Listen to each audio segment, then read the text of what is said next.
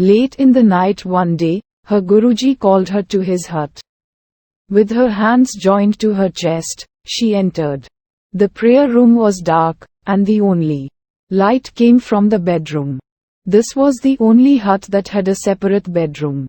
Her Guruji came out of the room and greeted her with a warm smile. "Ah, Nandini, looking beautiful, as always," he said, and Nandini blushed.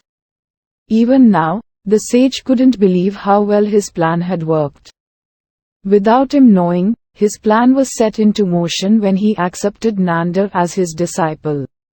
He had made himself believe that he was free from desire and the many pleasures of the world. But in the darkest corners of his mind, he wanted to feel a woman's warmth again. He was a man of 65 years, and he hasn't masked *********80 for the last 21 years. "Come closer, dear Nandini. Let me look at you," he said. Nandini came closer, and he beheld her beauty. Her eyebrows were darker than her face, and her lips were plump and red. Her hair was tied into a bun, tilted to one side. The shawl she wore covered her belly and chest, but that only made the sage more curious. "Now we proceed to the next stage," he said, and led her to his bedroom. Once inside, he hooked the lantern from a ceiling beam. Nandini looked around the room.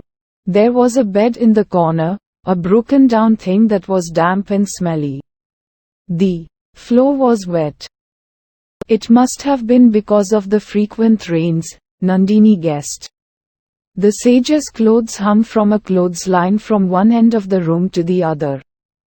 And on it hung some garments. "Let me ask you a question, Nandini," he said importantly, and Nandini turned her gaze to him. "When do you truly become a woman?" he asked. "I don't know, Guruji," said Nandini. "When you lie with a man," he said, and a sense of foreboding struck Nandini. She stood there stunned, too afraid to speak. But her guru still had his usual smile on his face. He inched closer, and clutching the middle of her shawl, he pulled it down. The cold lashed at her body, and she stood in front of her guru in a saffron blouse, shivering. Seeing her belly, the sage's CK stirred, but he remained calm. Hanging her shawl by the clothesline, he climbed on the bed, under the sheets. "It's warm under here," he said. Nandini climbed on and got under the sheets. The sage at once hugged her tight, from behind, and the warmth of his chest soothed her. There they lay for a while, listening to the sound of their breathing. Then something hard poked Nandini's buttocks. For the warmth of her had wakened the sage's C***K, and it struggled to break free from his langoti. Minutes passed by, and now even Nandini felt some tension in her crotch. The sage, sensing that the time was ripe, kissed the nape of her neck, and the hairs on her body stood up in arousal. She moaned, turning around to look at her teacher. He pulled the sheet down and kissed her smooth back, **king the sweat off of her. His hands caressed her toned belly, which rose up and down in the heat of the moment. She had the scent of flowers about her, like a real woman, and it drove the sage wild. His fingers undid the knot of her blouse and let it fall on the wet floor. The sage then turned her and gazed at her breasts. After this time inside that tight blouse, Nandini's breasts now had folded and was almost woman-like. His breath fell on her knee *less, and her chest rose in anticipation. The sage *ed her boy br********, biting and nibbling them, and she scratched his back in pleasure with her long nails. In the minutes that went by, the sage's tongue ***ed all her upper body, grazing her skin with his saliva. After all this, he climbed off the bed and removed his vestie, hanging it on the clothesline. Nandini watched from the bed. The sage removed his langoti next, and a long, black, serpent-like CK hung down. He came and sat on the bed beside her, and the light from the lantern filtered through his beard. He felt her crotch and smiled and turned her on her belly. First, he untied her hair and let it fall. Then, the cloth that covered her lower body came off, followed by her langoti, which was torn in the sage's hurry. She was now completely ed and had no secrets to hide. The sage's eyes gleamed at the sight of her buttocks. 2 perfect globes. They were dark and beautiful like the night. He spread apart her cheeks and feasted on her ing of her delicious ass sweat. Her body trembled, and she moved her legs up and down, quivering. "Oh, Guru, not there," she ned. "It's so dirty." "It's delicious, Nandini," said the sage, and forced his tongue into her canal, making her room on the bed. "No Guruji," she said aloud and sighed.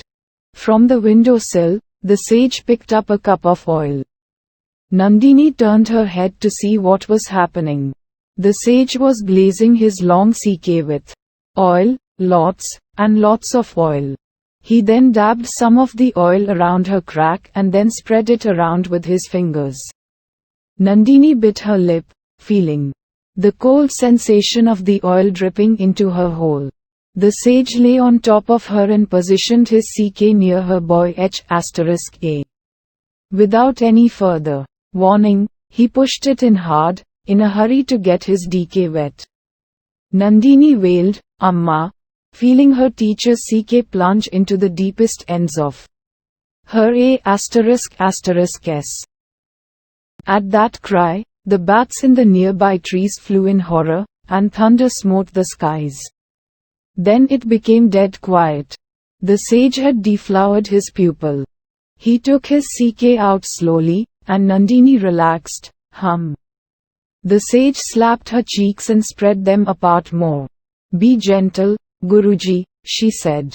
Looking back, after glazing his CK in some more oil, he pushed it in the second time. She wailed again, and her hands clutched the pillows tightly. "Ah! Slowly, Guruji. Slowly," she pleaded. Taking his CK out, the sage turned her around on her back. He paused, for she looked more even, more beautiful now. In a perfect circle around her head, her long, dark hair spread like a crown. "You're a goddess, Nandini," he said and kissed her loose lips passionately. Nandini returned the kiss happily, running a hand through his thick hair. In that state, he added her again. This time, she forgot the pain under the spell of his kiss. Lying lip-locked with tongues tied, he thrust again, and again, and again, and thus began their course. Nandini gazed into her guru's eyes as he went up and down her body. The sweat on her seeped into his beard, and the hairs now stuck together. "Oh, Guruji," slowly, she would n. Her legs were held wide apart, and each thrust brought intense pleasure between them. "Not so hard. I'm your Shishya." Every time she told him that, his thrusts would come faster and hit deeper. "Oh, God, you are so tight, Nandini." "Am I your first?" asked the sage, king his disciple hard in the Yes, MPHH, yes, Guruji, said Nandini. "Oh Guruji. Forgive me, Shishya. I can't go slower. You're so hot. I want to destroy your said the sage. "Don't slow down," she said, gasping for breath. "Don't slow down.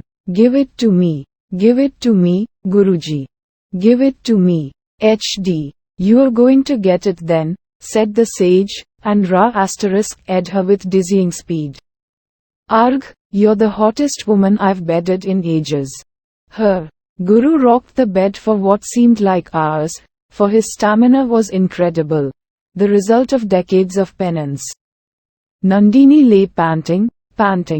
Like a mutt in heat, her legs scissored around the sage's waist, begging, pleading to not stop. In that state of thrill and excitement, she said many dirty things. Make me your whore, Guruji. Make me your whore. FK your Shishyas A.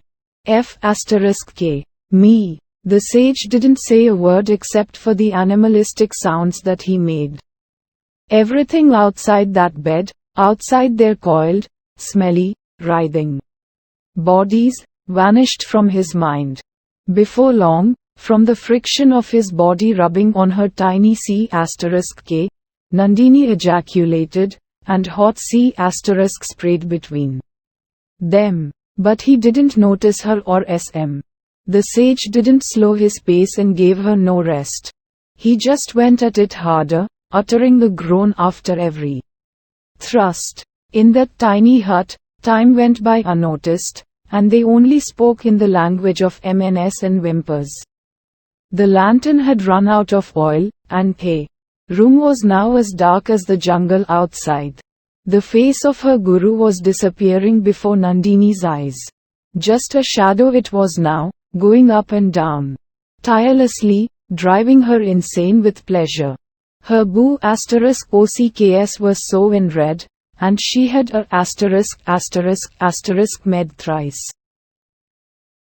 A mess of sweat, oil, and C asterisk she was now. Out of breath and strength.